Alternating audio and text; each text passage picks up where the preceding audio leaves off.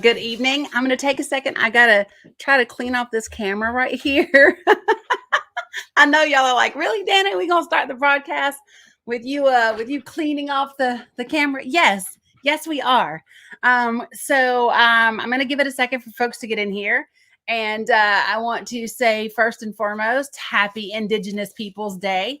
And that is the subject of tonight's broadcast. I originally had planned to talk about what did I do with my phone? I had originally planned to talk about a report that came out from the Senate Judiciary Committee and so forth and so on. However, today being Indigenous Peoples Day, I felt like it was really important to share some information. Hey, good evening, Ethan. How are you, honey? I have not forgotten you, by the way. I have not forgotten you. But I felt like it was really important. I need to pull this up and share it real quick. So give me a second to do that. But I felt like it was very, very important to share information tonight and to take a real factual look at two important things. So here's something that was really crazy. When I started to look at, hold on. All right. So when I started to look at Native American and Indigenous people issues and the history of the United States of America, the history of Christianity and white supremacy, and in an effort to bring forward information that I thought, people would really benefit from knowing. Maybe it's some things that you don't know, that you're not aware of. When I started to do that, there was so much information. Like, it was really, really challenging to say, okay, well, what parts of this do I talk about? Because there's so much.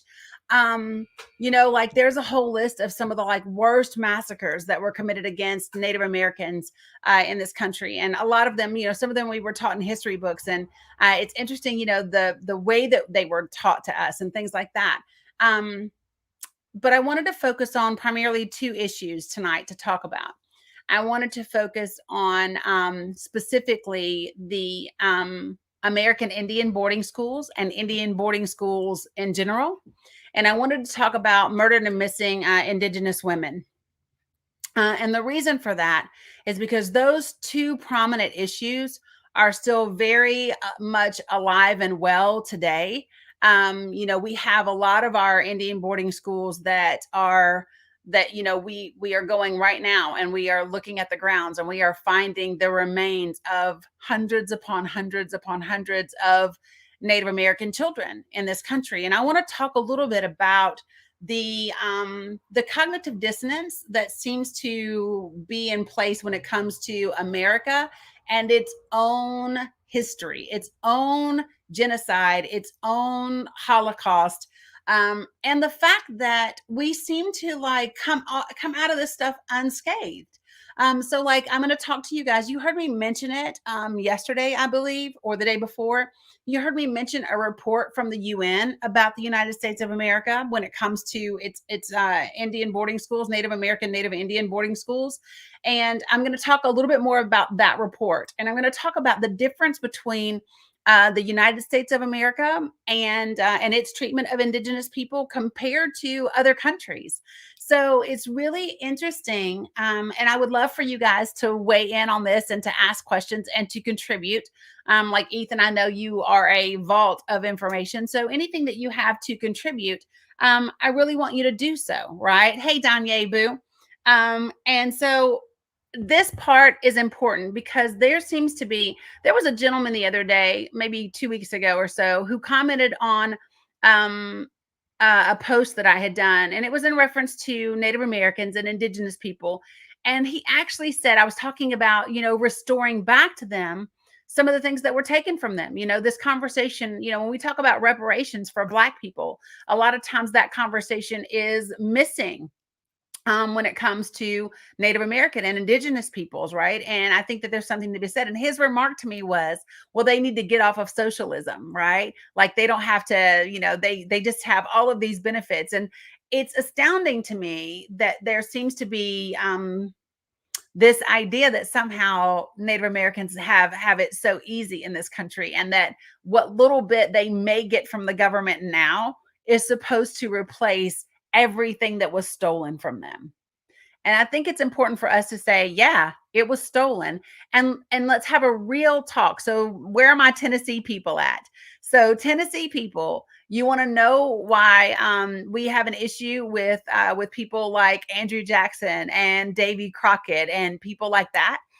Is because, for example, when Andrew Jackson led the predominantly, Tennessee militia over to the Creek battle, right? And after following Fort Mims, if you want to know, Davy Crockett actually is quoted as having said, "We shot them like dogs."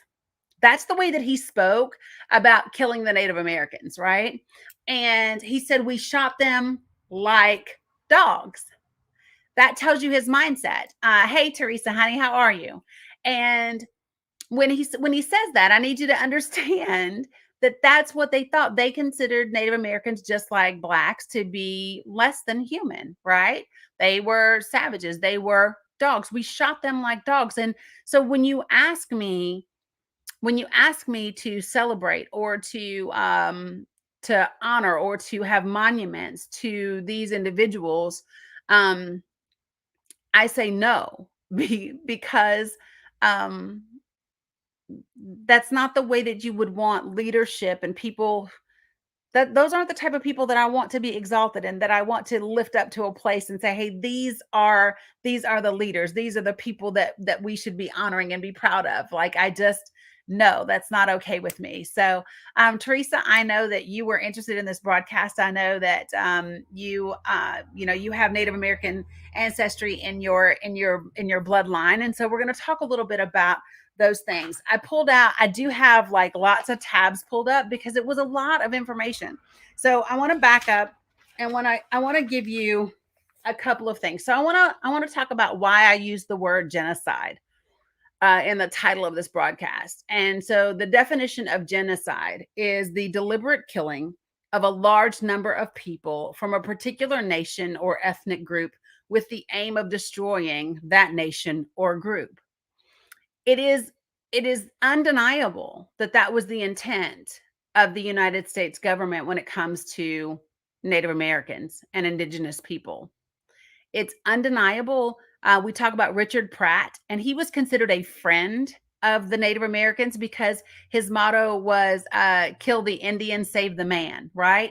So because he didn't want to just slaughter them, but instead wanted to kill their culture and to kill their faith and their religion and what makes them who they are. He was considered the best of the worst, right? Um, and so there's an issue with that. Okay. So I think that we have to have a real come to Jesus moment with the role that Christianity, white supremacy, and the American government played in the genocide of Native Americans. So I put up a post earlier today, and I'm going to give you the numbers one more time. In the total Americas, North and South America, okay, there were approximately 60 million indigenous people prior to European settlers coming here. 60 million. That's the number that has the greatest consensus. Okay. And between 1492 and the early 1600s, that number drastically dwindled down to around 5 million or so. That accounted, so 55 million indigenous people in the Americas, North and South America, died in that short period of time. And they died in that short period of time because of violence, murder, attacks, and war that were levied upon them. They also died as a result of the diseases that were introduced to them by European settlers. Now, one of the reasons that those diseases were able to take hold, and the Native Americans found themselves, kind of at their, you know, like not being able to do anything about it, is because they had been forcibly removed from their land. Hey, Almighty. And so they had been removed from their land, from their plants, from their medicine, from their resources. And so their ability to fight off these new diseases, these new pathogens, these new things that had been introduced to them was dramatically reduced in terms of that. So when you think of it, it was like this um, cocktail, if you will, this perfect cocktail that ended up in the dying of 10% of the entire global population at the time. This event was so significant that it actually impacted the climate. Do you all realize that the earth actually cooled a little bit because so many indigenous people died during this time? This is not, and but when people think about Holocaust and when people think about genocide, they typically forget about what has been done and what was done to Native American and Indigenous people. So I want to take a minute to talk about that. Now, some of you are not going to like, right, Ethan. Let me give you the article. You know, I love to give you articles. There's a study on it about the cooling effect, and I am going to give you the article on it. So hopefully, because I have so many of these pulled up. Is this the right one? Give me a second, folks. I closed out some of these, so I'm hoping that I didn't. Give me a second. Science. There it is. There it is. Got it. Yay me. All right. So I'm going to give it to you. Let me put it in the chat box for you. Okay. All right. All right. So there's an actual study about the impact that it had. Okay. So I want to go ahead and give you a little bit of information. So when I say to you that Christianity played a role in this and that the American government and its crazy relationship with Christianity, their tyrannical relationship with Christianity, played a significant role in the loss of life when it comes to Indigenous people. So here's what I mean by that. Did you all know that Native Americans in the United States of America, a country that was founded upon religious freedoms, right?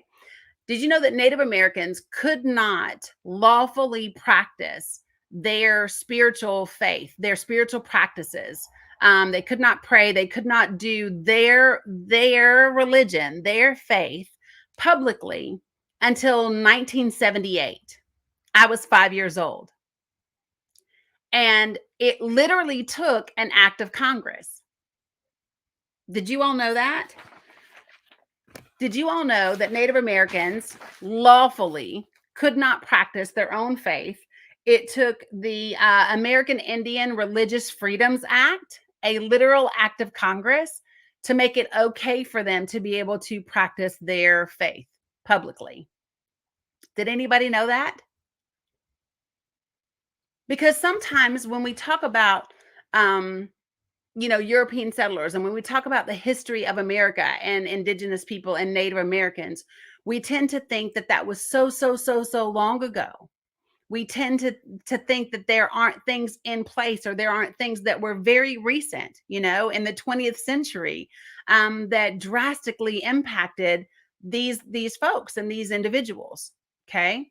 And so we're going to talk about that tonight. The fact that there is a tie. I know that people get upset when we talk about the tie between Christianity and white supremacy, but there is a tie between those two things, both in slavery of Black people.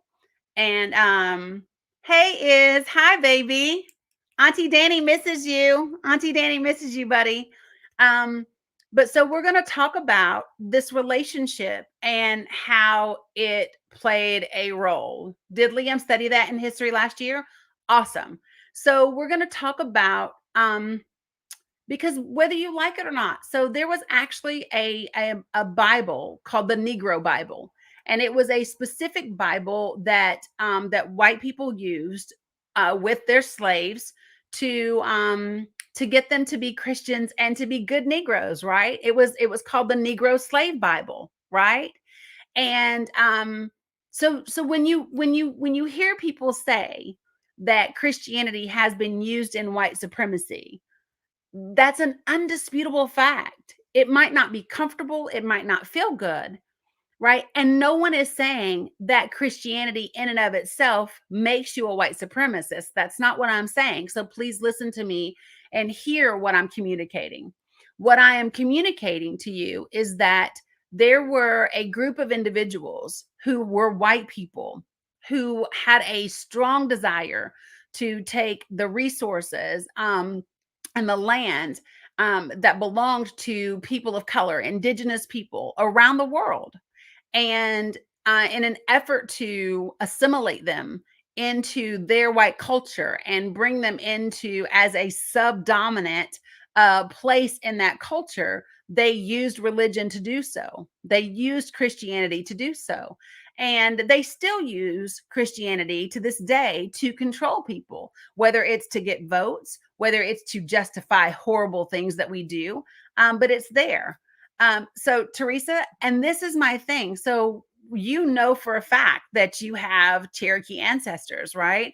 Um, and you know, one of the things I talk about, like when I went to Standing Rock and they said to us the four things that they wanted us to think about. They wanted us to think about, you know, be indigenous centered. So to think what it must be like to be them and be in this country. Like, what must it be like to live in the land that people stole from you, that forcibly removed your grandparents and your great grandparents from their homes and intentionally took them away? So let's talk about that.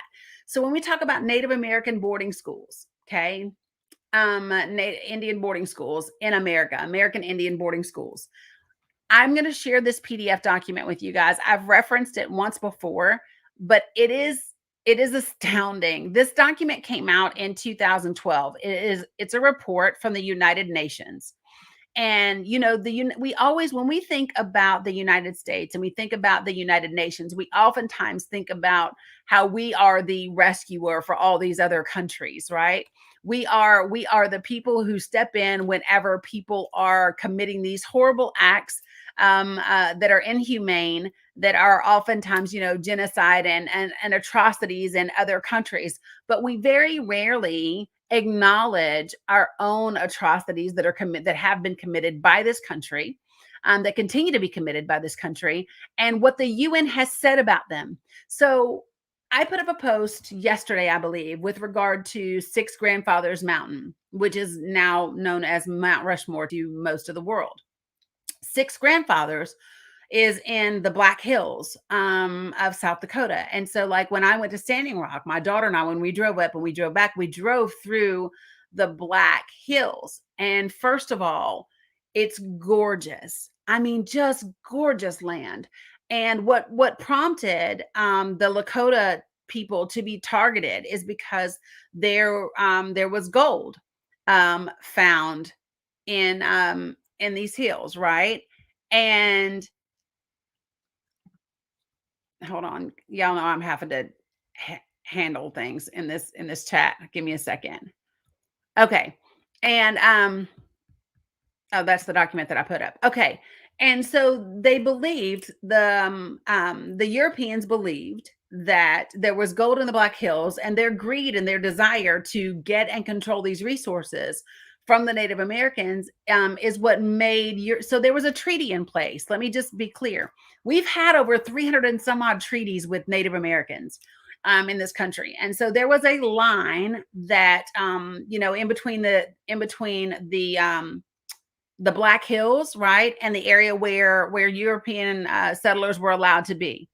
And Ethan, you said your grandfather was listed as an American Indian on his World War I draft registration, and he never got called up. Interesting. So follow me. Okay, so in hearing about all of this gold, this is what made European settlers say, we want the Black Hills, right? We're going to go in, we're going to take it, we're going to you know, attack these people, we're going to whatever. And when the Native Americans stood their ground and they defended their land, that is when the United States government authorized military troops to kill Native Americans who were protecting their land. And that is how they ended up doing a treaty, guys. Listen, they gave over, I don't even know how many millions of acres of land in different treaties, but this is how Mount Rushmore came to be. It was going after gold and greed. Six Grandfathers Mountain was named after the earth and the sky and the four directions. It's a sacred place. It was always considered to be a sacred place where the Lakota people would go, part of the Sioux Nation, and they would go to practice their faith. And one of the things that I keep saying to people is, I need for you all. I don't need for you to, but I would love for you to try this on and see how it would feel to you. If imagine your church that you go to every Sunday, if you're Christian, or your mosque, or your temple, or wherever you go, and imagine that there was a large facility like this, right? Your church was this huge place. And imagine if people thought that there were resources in the land around your church, and they came in and desecrated your church, and they carved the faces of men in it, and took down all your pictures of Jesus, and made it illegal for you to pray to Jesus. I mean, I need for you all to understand that that is what happened to these people. Now, what's even, I don't want to say more important or worse, but what's even more astounding and disheartening to me is that they went after the children.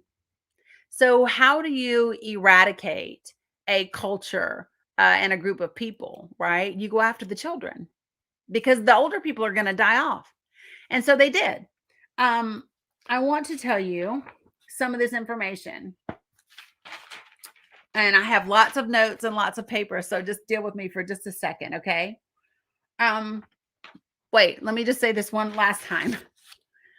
In its treatment of its indigenous people, the United States of America authorized over 1,500 wars, attacks, and raids on its indigenous people, more than any other country in the world. Now, why is that significant? Why do I think that that's important to say and to point out? Because the United States has a history of leveling up in the worst way possible. So, a lot of countries around the world had slavery. A lot of countries around the world have different variations of slavery. But the United States of America, what became the United States of America, created chattel slavery. Like what we know slavery as, where someone is not even a human being, where they are considered to be property. That did not exist anywhere else until the United States of America. So you have to start to ask yourself, or at least I do, what is it about the United States? What is it about our ancestors? What is it about, the quote unquote founding fathers, right? That had this, I don't know, this extreme ability to practice cruelty and inhumane treatment of human beings in a way that had not been done elsewhere. Does anybody else wonder about that? He wants to know how they got away with stealing the Native Americans mountain. Well, baby, so think about this is the government did it. So when you control the systems, and this is what we talk about. So when we talk about white supremacy, Israel, or when we talk about systemic racism, we talk about a particular racial group that has the ability to create laws and to control the systems that have consequences for everyone else, right? So if you look at the majority of our government, they are white and predominantly male, right? So that means for the great majority of the history of the United States of America, it has been white men who have created our laws, who have controlled our armies, who have determined who goes to prison and who doesn't, right? So when you do that, so I really thought I did this once.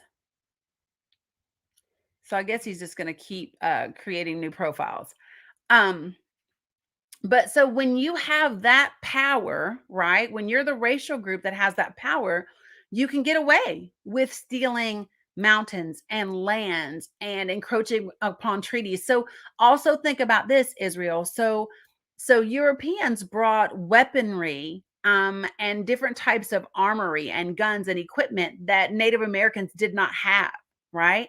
So when you're a Native American and you are fighting with your bow and arrow and and just your natural things around you, right? It is very different when you're going up against folks that have guns and and muskets and things like that.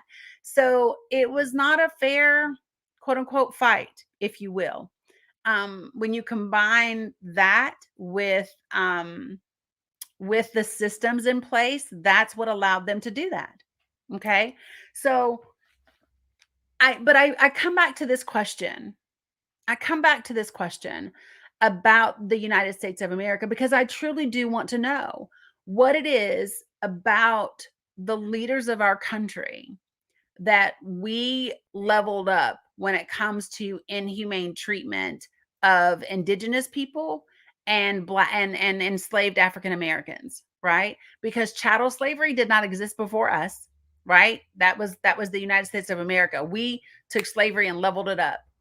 Um, Tell he's well, you're welcome is, but we leveled it up, and we did the same thing when it comes to boarding schools. So I'm going to share with you this little bit of information. So during the 19th century and into the 20th century, American Indian children were forcibly abducted from their homes to attend Christian and U.S. government-run boarding schools as state policy. Now, immediately, my brain goes, well, what happened to the separation of church and state?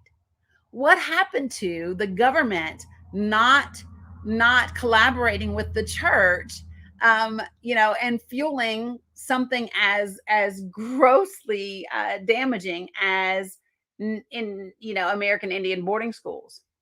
Does anybody else not wonder about this? When people get upset that I'm pointing this out, that it was an actual agreement between the Christian church of several different denominations, but it was the Christian church that partnered with the United States government to create American Indian boarding schools and to run them. So listen to this. So the boarding school system became more formalized under Grant's peace policy of 1869 and 1870, which turned over the administration of Indian reservations, get this, to Christian denominations.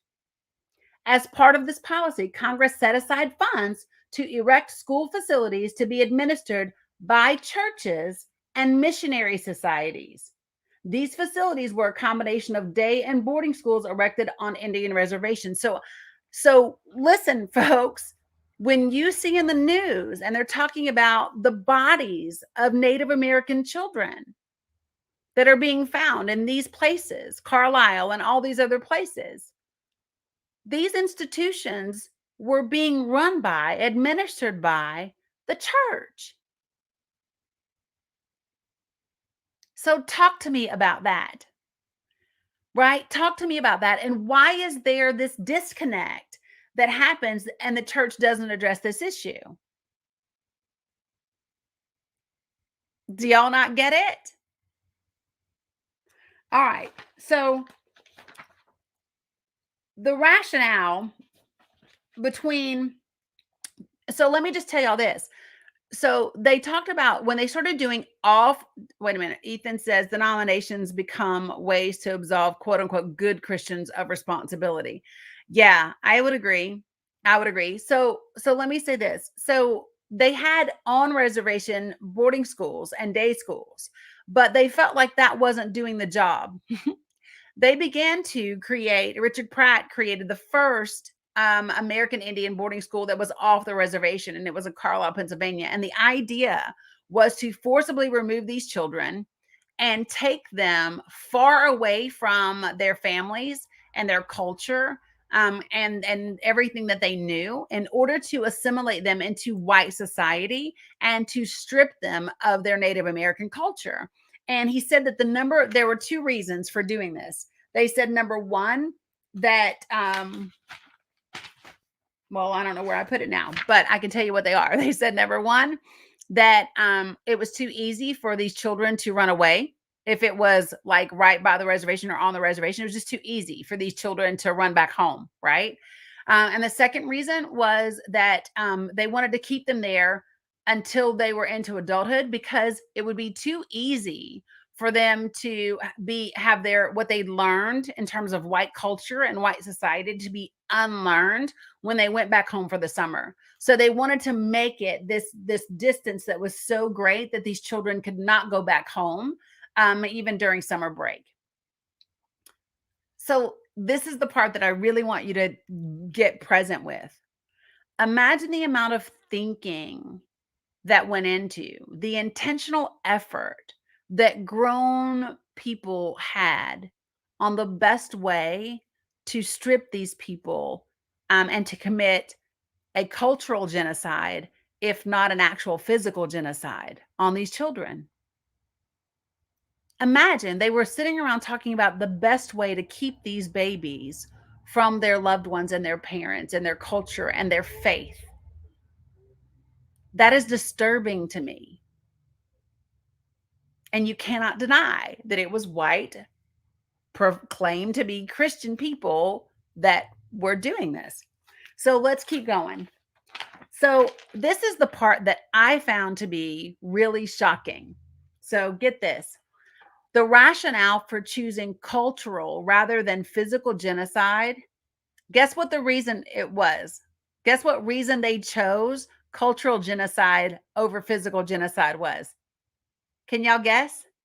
Hey, Addie, can you guys guess why they chose cultural genocide rather than physical genocide as a goal for these kids? Yep, they kidnapped them, Danye. But can you guess why this is the route they chose to go? Right here. This is why. It came down to money. Nope, it came down to money, Danye. Get this. This is what they said. So Carl Schurz, now this guy, so let me just tell you who Carl Schurz is. He was the former commissioner of the American Indian Council. And this is what he said. This is what he said. He said that Native Americans faced an alternative. And their alternative was one of two things: extermination, or civilization. Those were the two choices that he said Native Americans had. Now, keep in mind, this is the commissioner, the former commissioner of Indian Affairs. He said they could either be exterminated or become civilized, according to what the white European standard of civilized is. Henry Pancoast, a Philadelphia lawyer in 1882, said, and I quote, "We must either butcher them or civilize them, and we must do it quickly." We must either butcher them or we must civilize them, and we must do it quickly. So here's what they said. So Carl Schurz concluded that it would cost $1 million to kill an Indian in warfare, whereas it would only cost $1,200 to school an Indian child for 8 years. It was cheaper. It was cheaper to kidnap and brutalize these children than it was to go to war with the Native Americans. It was simply cheaper. And we won't even get into, maybe I'll do another segment on this, because the number of Native American children that were sexually abused by these quote unquote Christian churches who were leading and the administrators of these Indian boarding schools is in the hundreds. And just like the children who have been molested in the Catholic Church, the same way that got swept under the rug, so did all of these children. There's a whole report on it. I'll post the link to it.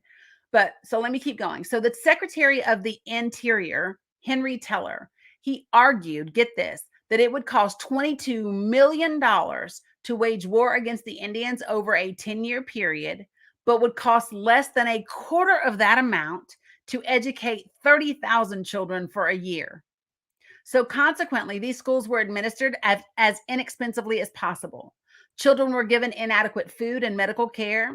Conditions were overcrowded in these schools. According to the Boarding School Healing Project, Native American children in South Dakota schools were often fed only one sandwich for an entire day.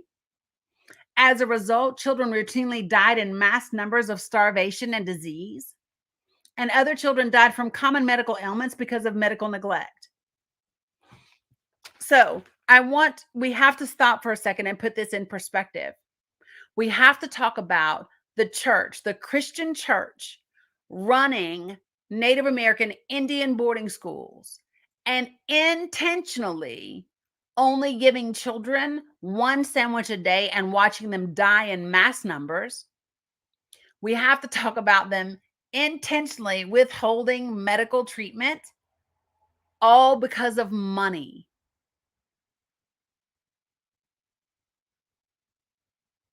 Because they were Native American children.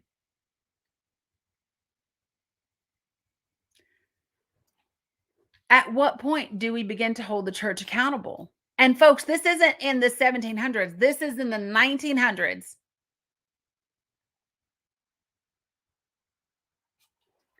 All right. I want to keep going because there's a lot. All right. So I'm going to go back to this other document. So y'all stay with me for just a second. So attending these boarding schools was mandatory. The children were kidnapped from their homes for the majority of the year. They were forced to worship as Christians and to speak English. Speaking their native language and doing their native traditions was prohibited. As a result, some Native survivors have reported that they never spoke their Indigenous language after attending school. Sexual, physical, and emotional abuse was rampant. Children were often forced to beat other children. A common punishment was that children were frequently sent through the whipping lines to be beaten by older children. Do you understand that this is an intentional this is a tactic that you use intentionally to warp the minds of the people that you've kidnapped. So when you can make a child feel guilty for the acts they're committing upon another child, they are more easily assimilated into what you would have them do and who you would have them be. Did you all know that the Nazis actually say that they came up with the idea for concentration camps based on the United States creating reservations for Native Americans? Did you know that?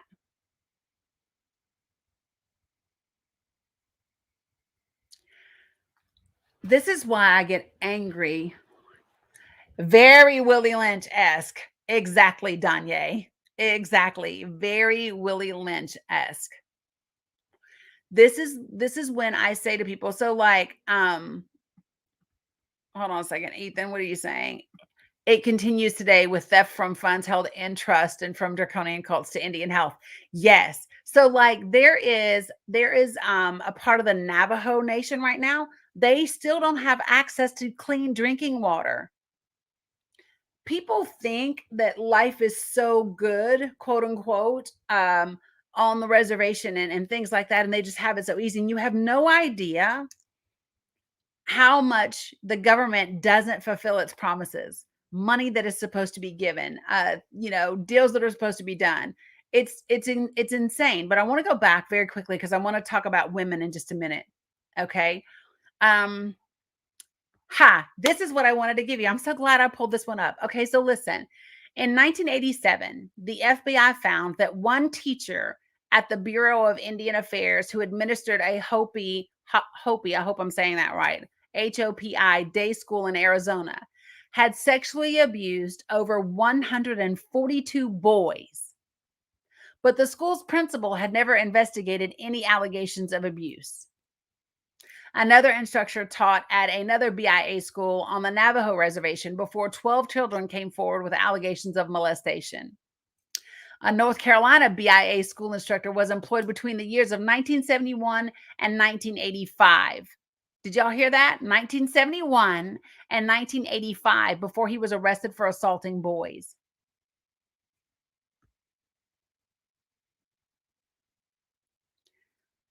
Thousands of children have died in these schools through beatings, medical neglect, and malnutrition. The cemetery at Haskell Indian School alone has 102 student graves, and at least 500 students died and were buried elsewhere. Now, this is just the United States of America. We're not even talking about Canada. The practice of schools when children died at school was that their dead bodies were simply dumped on the floors of their family homes. And in one boarding school, the skeleton remains of babies were discovered in the walls after the school was torn down. So they put the bodies of these dead babies in the walls of the school.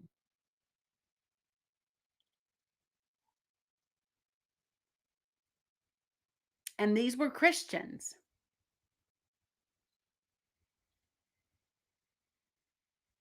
How do you feel about that?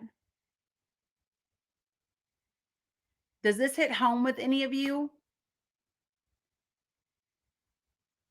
When people say we were a country founded on Christianity, first, we weren't. You will not find that anywhere in our documents. As a matter of fact, you will find in the Treaty of Tripoli that we literally say, I think it's Article 11, that says that we are in no way a Christian nation. And I would agree, because based on this conduct, there's nothing Christ-like about the Christian church in this respect as a whole, in its partnership with the American government to commit genocide against its indigenous people for racial reasons. So it's indisputable when we say that the Christian church partnered with the American government to uphold white supremacy in this country. And it did so at the expense of thousands of indigenous children.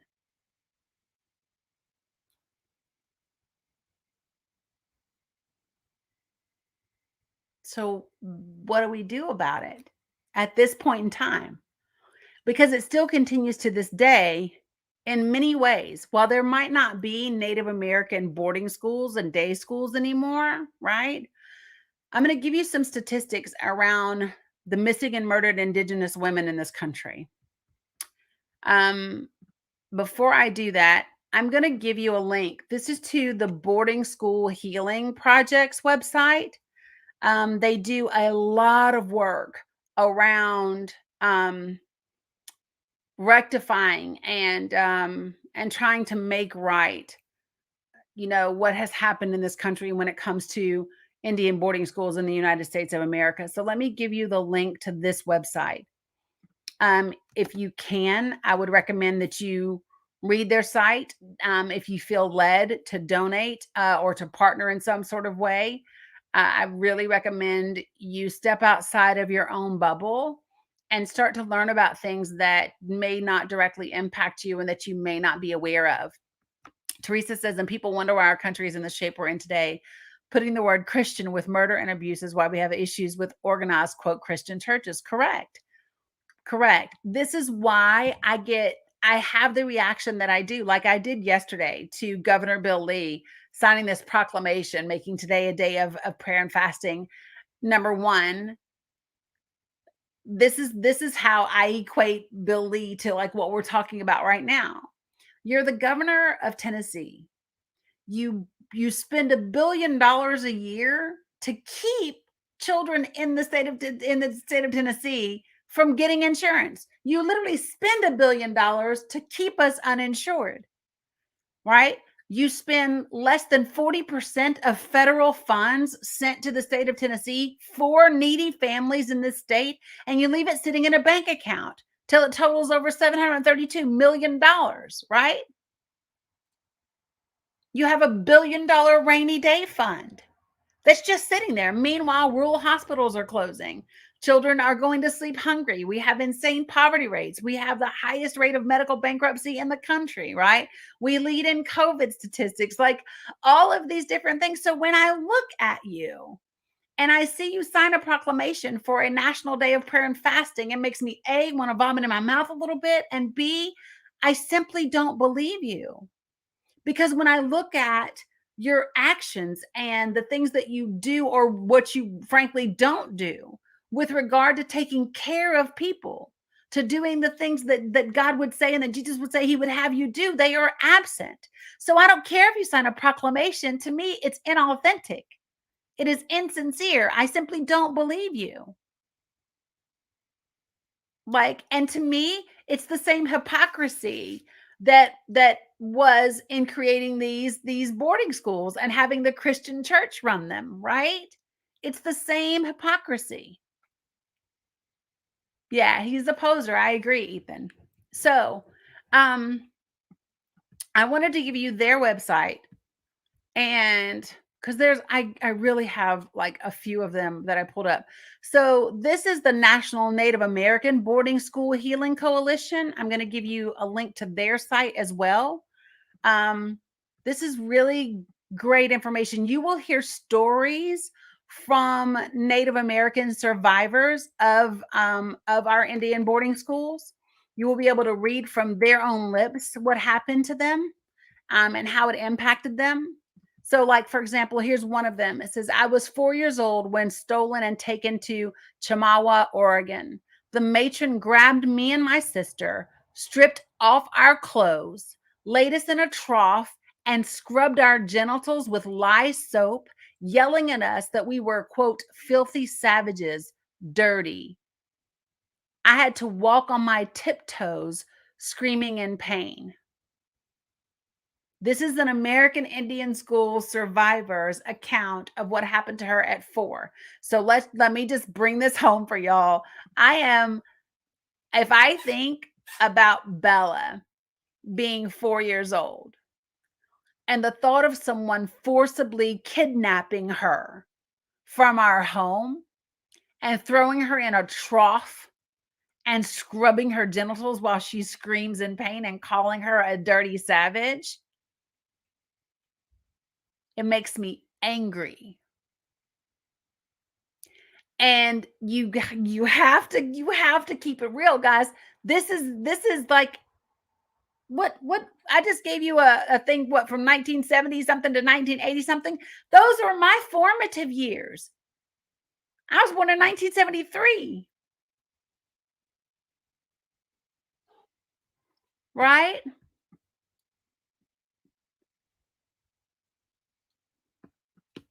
I'm gonna I want to make sure that I give you the tools that you need. So this is another great report. This is I gave you the scientific study on how the genocide that happened and the dying of indigenous people, how it resulted in climate change and the actual cooling of the planet. Here is another document in reference to that. So I want to make sure that you have that as well, because it's not enough for me to just tell you things. I want you to really read them for yourselves. Now, I'm going to use this last 12 minutes to talk about missing and murdered Indigenous women today, not 100 years ago, not 50 years ago, not 30 years ago, but today. Okay. So in 2016, as of 2016, the National Crime Information Center has reported 5,712 cases of missing American Indian and Alaskan Native women and young girls. I want y'all to hear that number, 5,712. And that was 5 years ago. The number only continues to grow. Now, here's what's interesting. In comparison, there's a striking difference. The United States Department of Justice Missing Persons Database has only reported 116 cases in comparison. So 5,712 missing American Indian and Alaska Native women and girls. But the US Department of Justice database only has 116.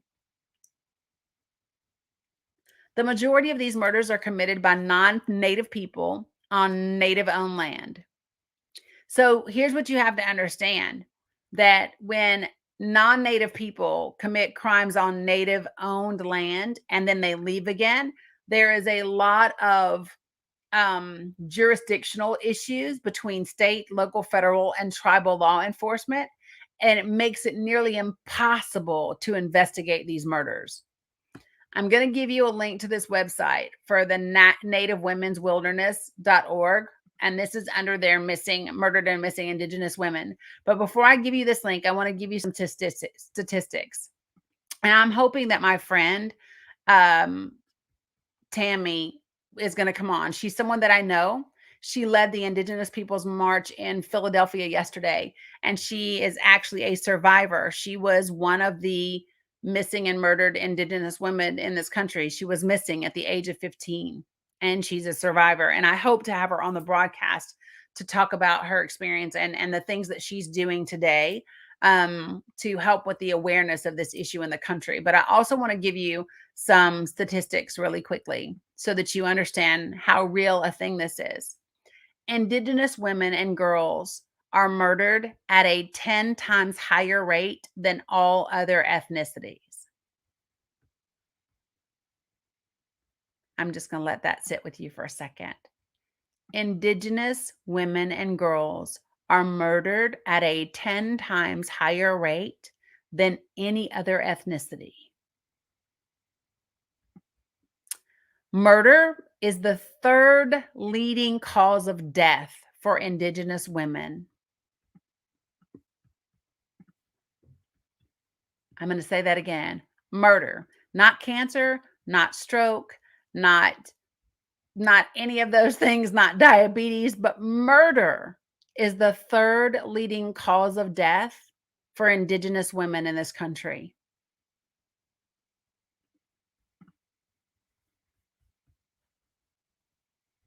Yeah.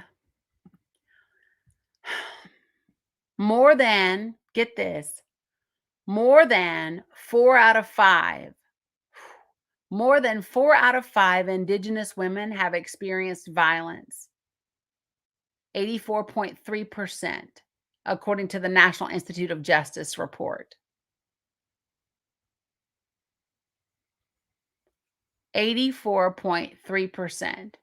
So imagine if I lined up 10 Indigenous women in this country and 8.5 of them have experienced violence.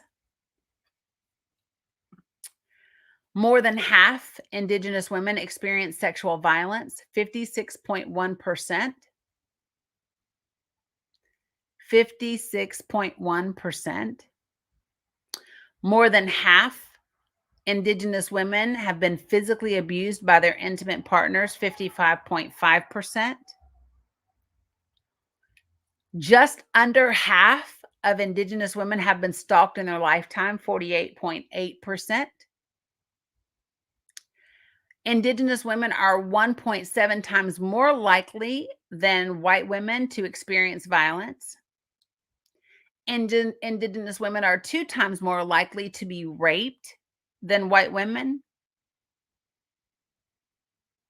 And the murder rate of Indigenous women is 3 times higher than white women. So when we talk about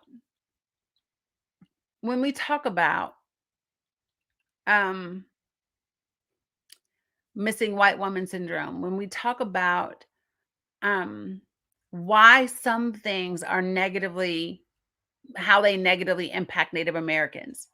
So you might talk to a Native American that says, "Oh, I don't see anything wrong with the football team having the R word, which is a racial slur, or being called the Indians, or their mascot being those types of things." So understand the psychological effect that it has on people when you grow up seeing a certain culture or person represented as less than human, right? As a mascot, so to speak, right? And not a real human being.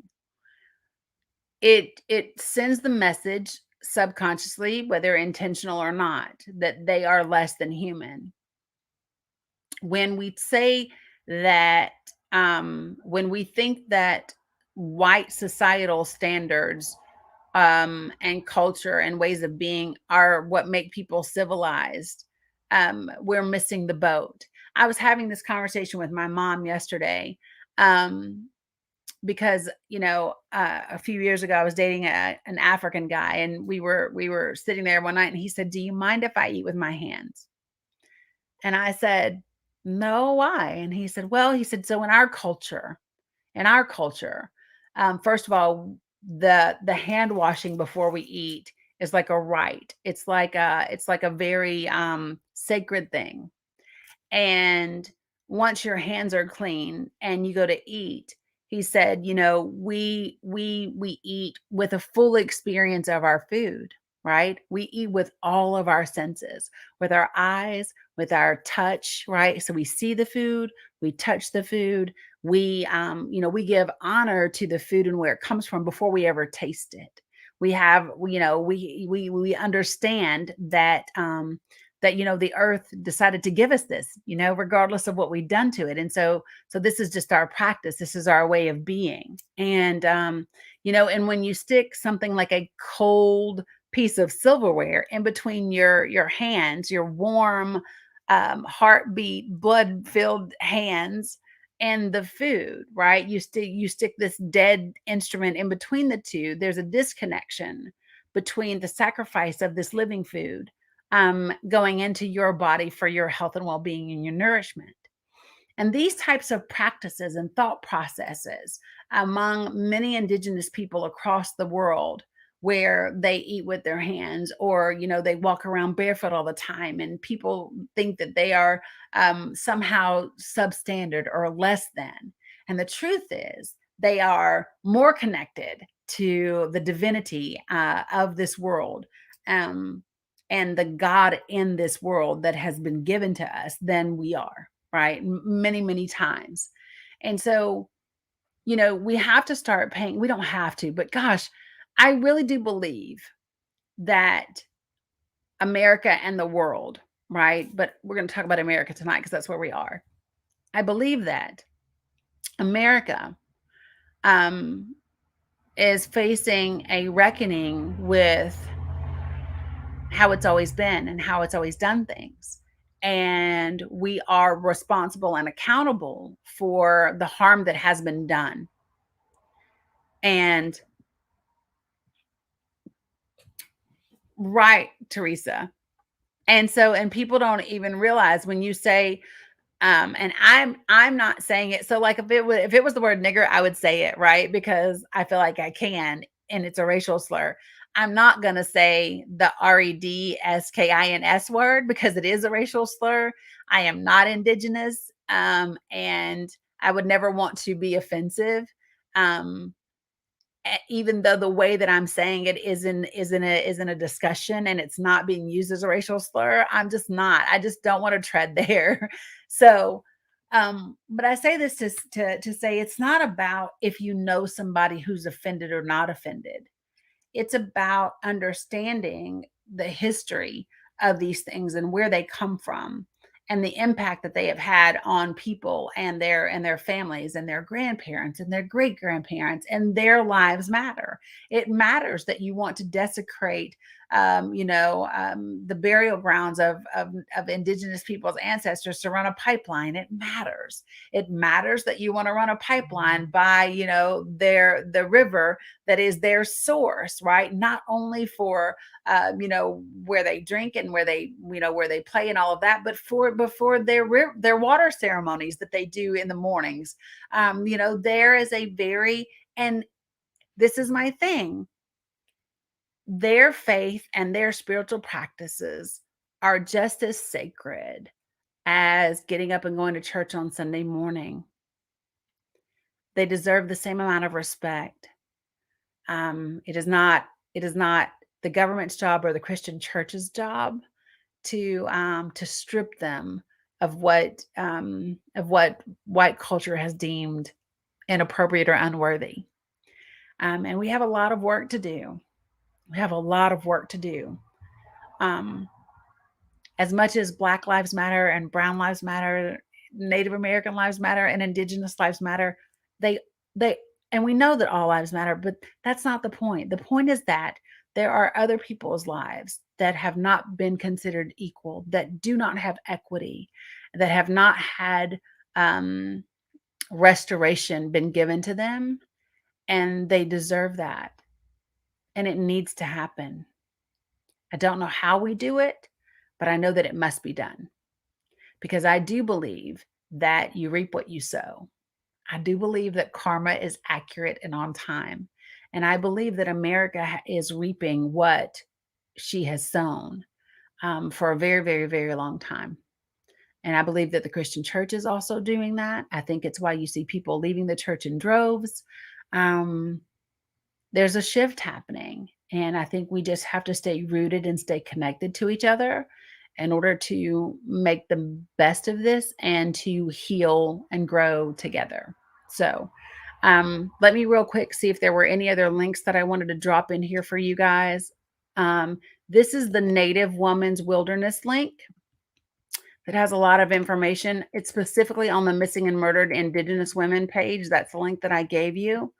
Um, there's also the American Indian Movement organization. That's another organization that you can tap into and find out what is going on and what they are attempting to do. And I'm going to give you this last document. It's a report from 2018. It's data from 71 urban cities in the United States.